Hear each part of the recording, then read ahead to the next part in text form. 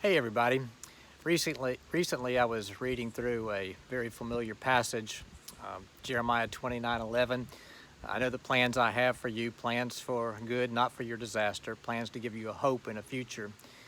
And I read the context of that passage and was struck by the context in which it lies. It's in the context of the Israelites being in Babylon, in exile for 70 years. A long time, a period of waiting, a period of being stretched in every way. They weren't happy, they weren't in a good place, they didn't really want to be there.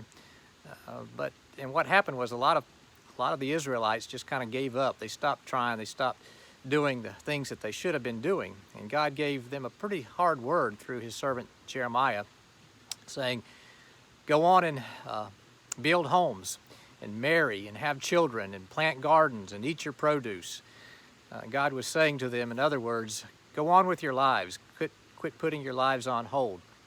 He also says in that passage to seek the peace and prosperity of the city which I have sent you. For it's, and he goes on to say, and pray for the city.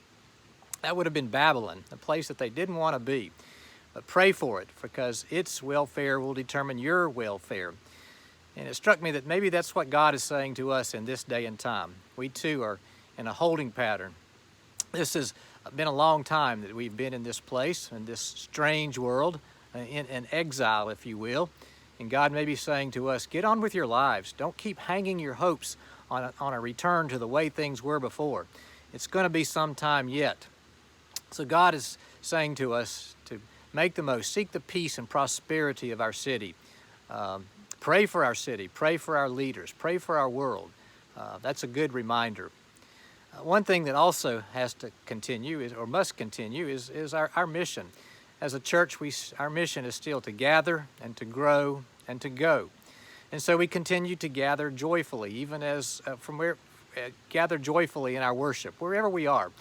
Whether you do this online or whether you do this in person now on Sundays at 11 in our Ignite service. Pastor Bob and I will be alternating the preaching of all three of our services. So each week it'll be one or the other of us preaching. We continue to grow. We grow spiritually as we spend more time in prayer, more time reading God's Word, and hopefully being a part of a small group, a Sunday school class, a Bible study, a support group. So we encourage you to continue to grow spiritually in this season. But finally, we are commanded to, our mission is to go faithfully into the world to share God's love. And that shouldn't be put on hold either. There are a lot of nonprofit communities and nonprofit agencies in our community that need our support, that need volunteers, that need our financial support. Let's not let them get left behind during this time. Your support of your church through your giving, financial giving, continues to support a couple of dozen different nonprofit agencies in our community. So thank you for your financial commitment. Thank you for making a pledge to our 2021 budget. And we'll be able to continue that much needed support. In John chapter 15, verse 5, Jesus says, I am the vine and you are the branches. Those who remain in me and I in them will produce much fruit. It is on us to remain fruitful in this season of exile, if you will, as we wait for a glorious conclusion to what we are going through. So thanks for being the church. Thanks for your commitment to gather, grow, and go.